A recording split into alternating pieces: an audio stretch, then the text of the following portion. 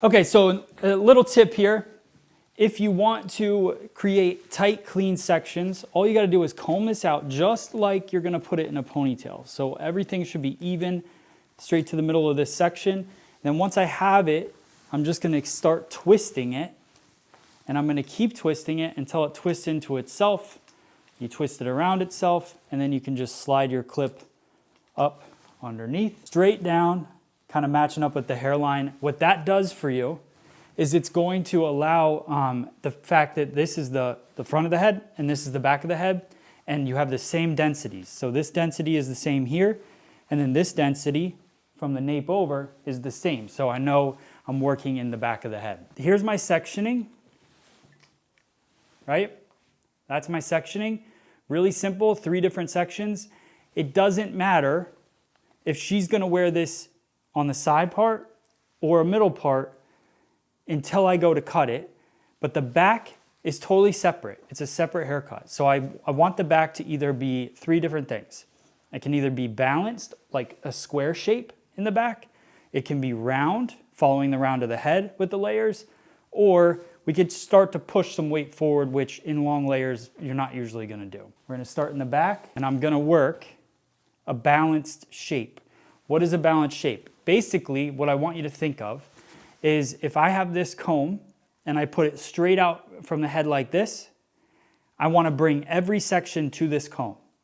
If I bring every section to this comb, I'll cut a balanced shape because everything will be coming straight out to it, and then we'll be good to go, right? So that's our horizontal line that we're creating. If I wanted to create a round shape, I put a roundness to this comb, so kind of make it curved like this on the head, and just bring everything out to the comb again.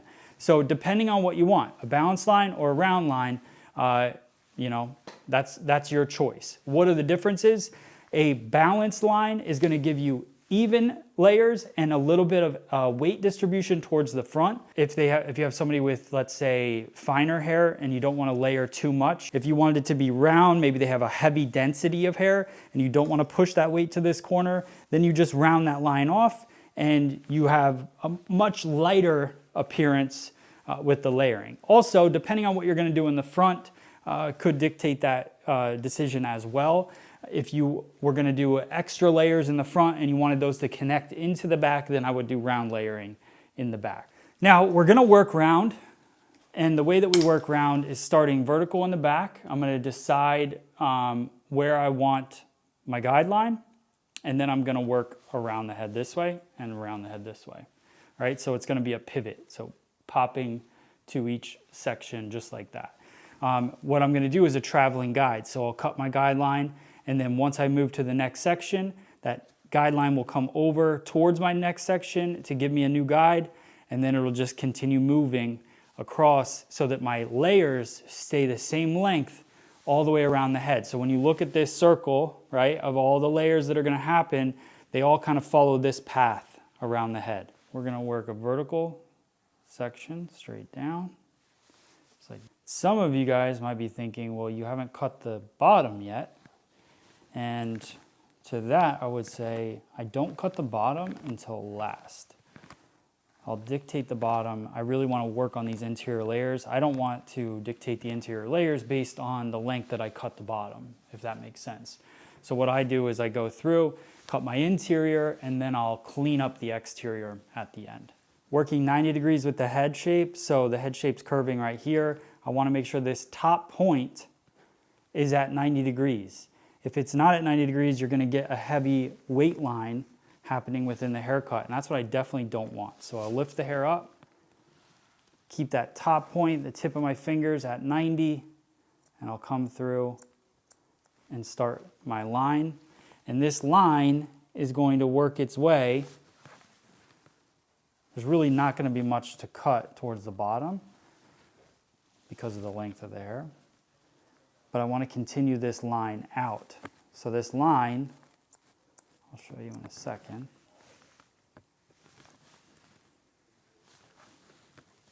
And I'll lose it right here at the occipital bone. Yeah, there's just a tiny bit to cut. So that line looks like this, right? So it's just coming across and out. Just when you pick a line, try to stick with it and just think of that's exactly where I want it to go. And then from here, I want that line to travel and shift like this. So every section I bring out is still gonna have that same line, but it's just gonna travel around the head. I take a pie-shaped section all the way down the head, comb the rest of this over, get it out of the way. All right, so now I'm gonna comb towards the new section. So I take my guide, it comes with me. That's why it's a traveling guide. It's coming with over top of the new section. Just like that. Bring it up, I can see the guide. Remember that line that we want to cut, just like that.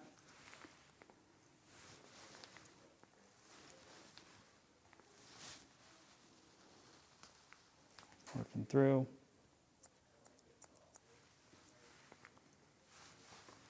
And then after the occipital bone, we kind of run out.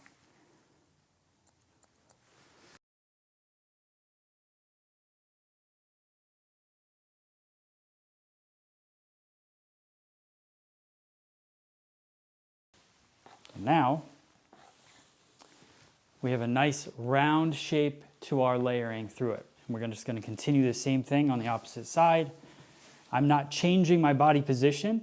Now, what this will do is it'll create, so we got a lot of nice layers all in here. But you can see where it loses the density, which is another reason why I really like to cut the, perimeter after the layers, because I want to see how weak it looks. Because the goal is you want somebody to leave with a healthy haircut. I decided to go with a balance line in the back here because I want to push a little weight to the shoulders. So, but look at that now. Look how nice the layers look, how clean the bottom looks. Nice. We wanted to do a side parting.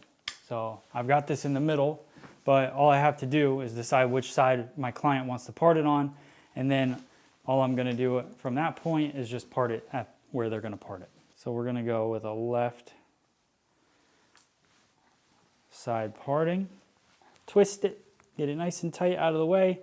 So now we've got, this is our part, okay? So let's discuss a part real quick. Now, when somebody has a center part, they've got equal amounts of hair on both sides, right? If somebody has a side part, they've obviously got less density on this part side, and they've got heavy density on the opposite side. That's what makes having a side part more difficult. So here's my Evo razor, brand new razor on our online store. You can check it out, freesaloneducation.com or shopfse.com. But this thing, it's made of the same metal as a scissor, so it feels like a scissor in your hand, and I literally built it to fit perfectly in my hand, just like that, so you can see. Got a really nice weight to it.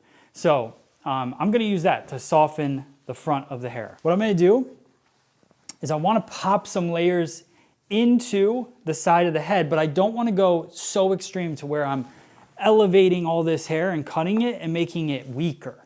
Because if you weaken the part side, you're just gonna get a really, really less dense, kind of flat feel to it. So I wanna keep some of this weight. You'll see just a nice little section. I'll do a little bit at a time. Bring it over. And I love this area on the razor I can just pinch, and then I can work nice and tight in. So I'll come in here, and then I'm just going to slide. Oh, I wish you guys could see this better. Come in here and just slide down. That just starts to give me this short to long. Bring some more over. Slide.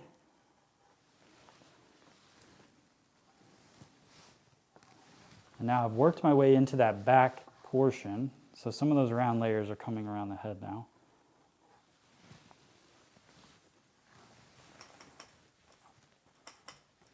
So you can see all those layers that pop.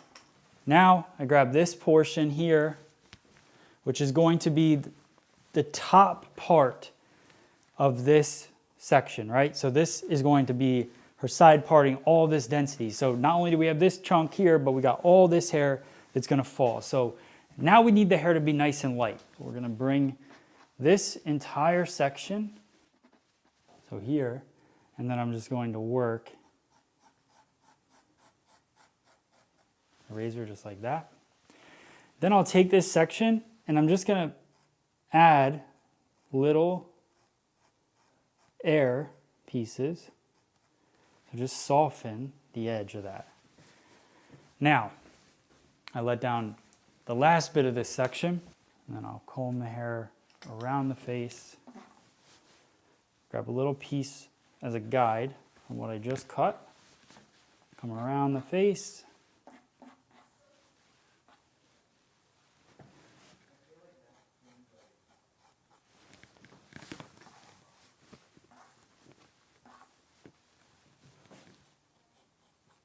yeah, it's gonna look nice. Someone will blow it dry. Pretty cool. JRL sent this over. There.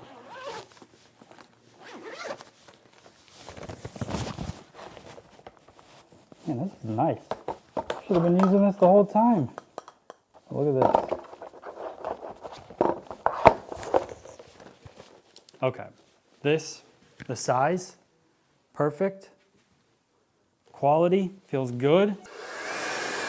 Ooh.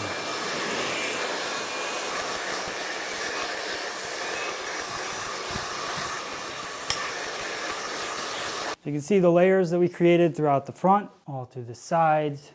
You can see that. That's all just that movement with the razor kind of sliding and gliding it out, creates those layers that open up and push off the face. Just creates a really nice look. And then you can see the roundness to these layers. If it was more balanced, like we talked about at the beginning, it would have gotten a little heavier towards the front here. But because we went round, it connected with this roundness and just flows right into the back. So there you go.